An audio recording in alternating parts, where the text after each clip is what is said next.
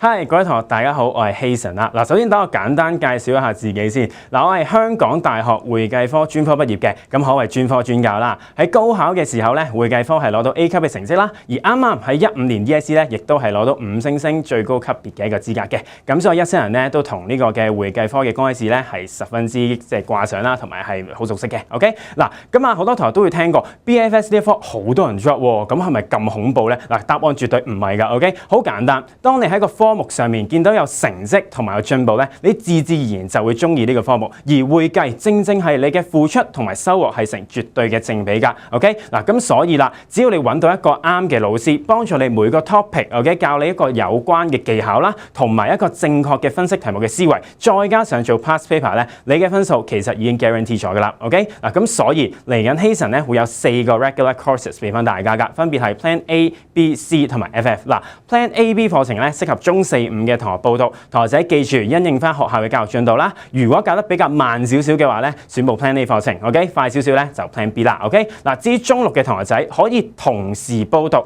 Plan C 同埋 Plan FF 課程嘅 ，OK。嗱，Plan C 教嘅係 costing 成本會計，又有好多同學話，哇 costing 成本會計咧好難喎，可唔可以放棄呢一 part 咧？嗱，答案係唔可以㗎 ，OK， 因為佢佔分其實唔少，隨時拉低你2至3個 grade 㗎 ，OK。所以16堂入邊，希神會教大家點樣喺一大紮資料入面，淨係揾嗰有用嘅幾粒數字，就係咁簡單啦。OK， 嗱，至於 Plan FF 課程咧，一路以嚟都係希神嘅王牌課程。OK， 意思係 fast forward。OK， 28堂幫大家極速咁溫翻晒成個 financial accounting 財務會計嘅所有東西，無論係基礎定係一啲奪升嘅位置，全部都會囊括晒入面嘅。OK， 所以無論你係基礎弱少少啊，第一個 high achiever， 其實亦都適合報讀。OK， 嗱，講到尾，如果你認同一個補習老師係應該有實戰經驗，同埋應該係專科專教嘅話咧，我諗希神就適合你啦。希望喺課堂上面見到大家，到時見。